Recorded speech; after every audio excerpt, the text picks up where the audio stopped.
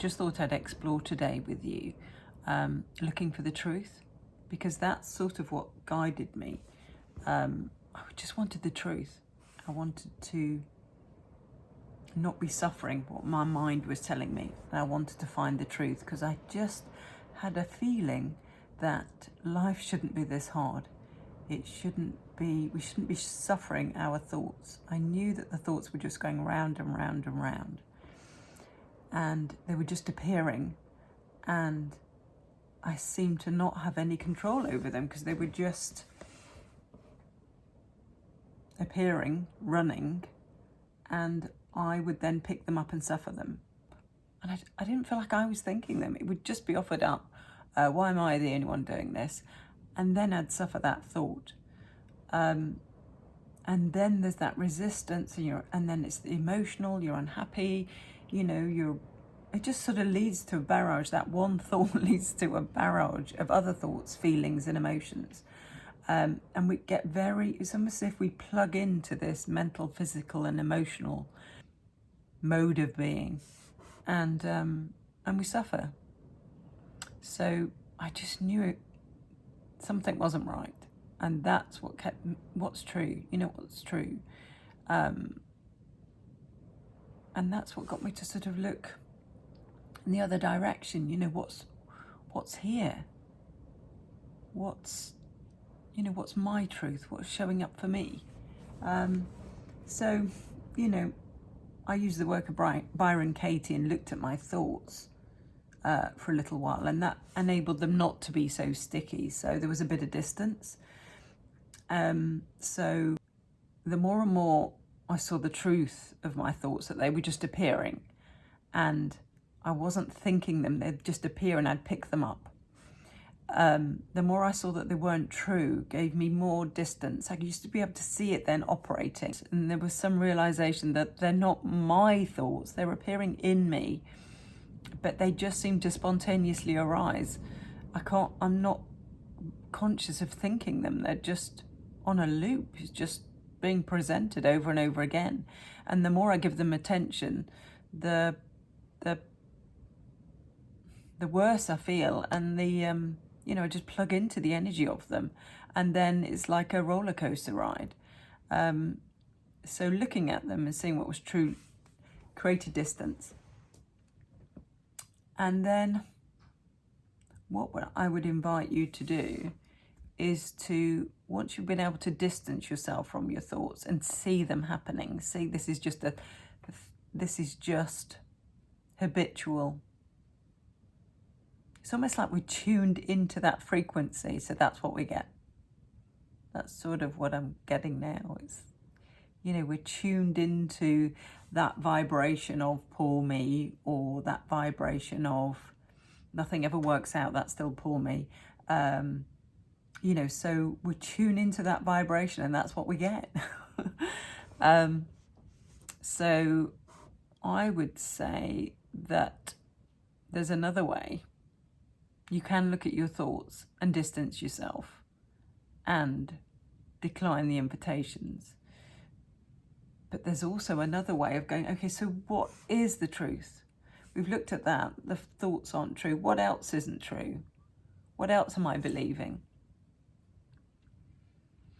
And for me, it was the identification that I'm a separate person in the world and suffering these thoughts. The story of me, the story of Colette,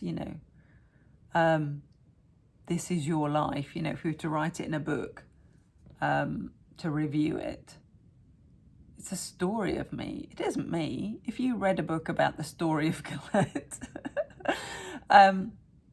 you wouldn't know me. You'd know what had happened to this body-mind, its history, but you wouldn't know me, the essence of me. We're so much more than just the story of who we are. There's just an aliveness and I can't find the words for it. But you know what I mean? You are so much more than the story of you. So let's look at that. What's that? What's that essence of you?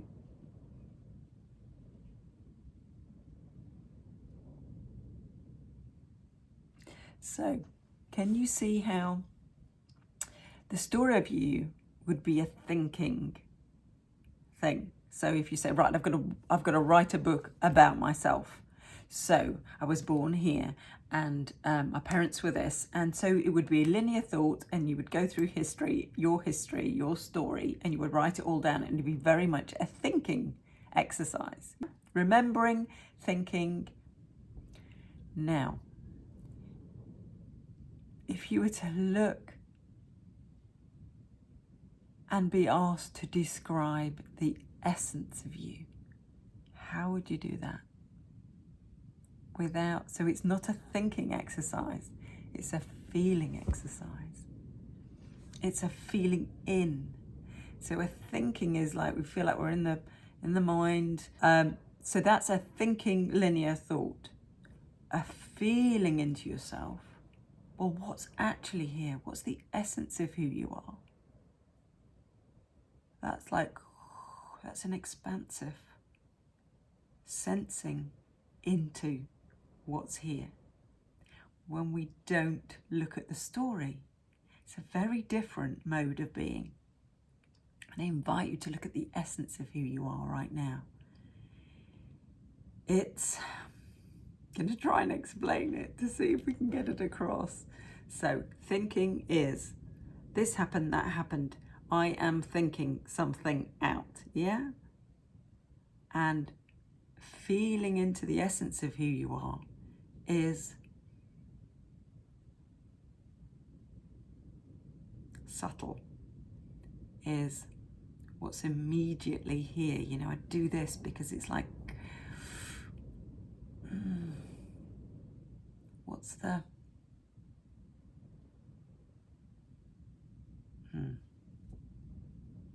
Just waiting for the right words while we sit here and feel into what's here. So there's no thinking going on. It's a sensing. It's a just feeling into what's here. It's your direct experience. Okay, so what's my essence? So if you don't like the word essence, what's just here right now? What am I without my story? What's my direct experience right now? So that experience, we're not jumping up to the head to describe it.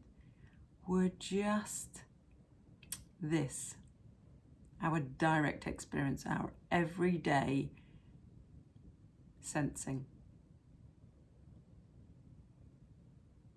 It's an open, expansive view.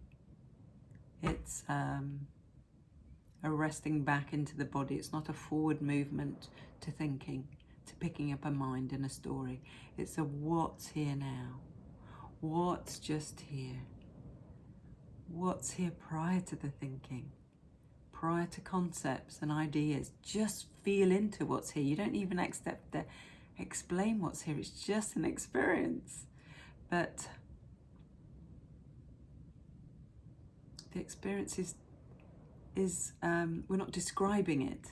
You know, like you describe a lamp, it's factual and it's thinking, what does that look like? This is a feeling into what's here. I'm just waiting for any, you know, this is what happens. You just sit in this and just wait to see what comes. So there's a different way of expressing from here. There's no mind picked up. You know, that's how I'm speaking now from this direct, it's your direct expression. Before you pick up the mind and filter it through who I think I ought to be when I'm talking and will they like this and you know, I'm not picking any of that up, just being the expression of life, expressing spontaneous words sprouting from the beingness of what's here. That's your true nature. That's what we're all looking for. The truth of who we are. It's unfiltered by the mind's idea of what we are and what we should be. what society thinks we should be. It's just this, and you see how it's just pouring out. I'm not thinking, it's just pouring out. There's no linear thought, it's just coming, it's just expressing. I'm going to keep going. I'm just going to go. I'm just going to see what comes. You see how it's just joy. It's just our natural expression. And that's what we're looking for. We're looking for the truth of who we are. Our unique expression of the one self, appearing as many. So, we don't have to think about this too much. Let's just be. It's our beingness. It's prior to anything. It's just, don't do anything and see what's there. See what wants to come. What wants to be expressed. If you just sat down and said, okay, what wants to be expressed? Without thinking, without picking up that story of a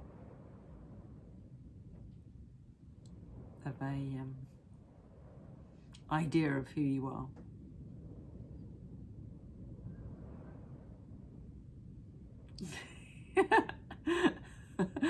I don't know whether this helps, but I just share what shows up for me and what spontaneously comes out of this vessel. It might not actually be the words quite often. I just think it's actually not what I'm saying. That's the important thing. It's just the expression, because you're seeing yourself. You're seeing creation. You're seeing life creating, and that's who you are. And so the more unfiltered I can be, the more I can... Sorry.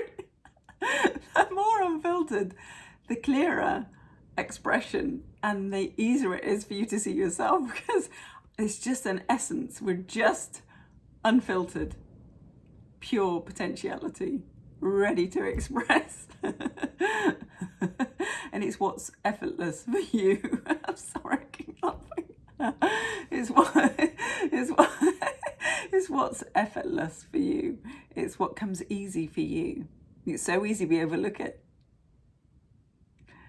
We think what we should be doing instead of just doing what arises. And obviously, we know not to go and attack somebody from this mode. That's nature doesn't want to do that. It's your true expression. So don't let the mind feed you stories of doing anything. That you will be unruly and crazy if you just express how you want to express. That's just the mind offering you up ideas. And you don't have to pick them up. From here, it's so much easier not to pick them up, because it's just that you don't resonate with them. You're not interested in them. You just know it's just the story of who is that's presenting those ideas to you? It's the tuning. We tune into the poor me, or we tune into lack or limitation. Then that's what we get. We get ideas of lack and limitation.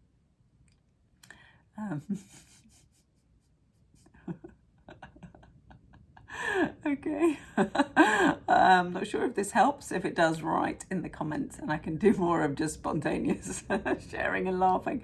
It's pretty much what I do anyway, but sometimes there is a little filter there of thinking, right, what do I need to get across to beings who are looking for their true nature, And there can be a little bit of that I need to help you, but of course I don't need to help you. You're already this.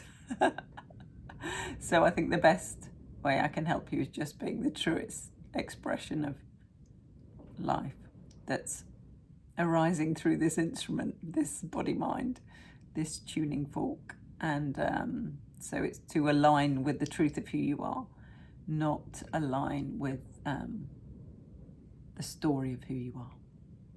Okay, thanks for watching.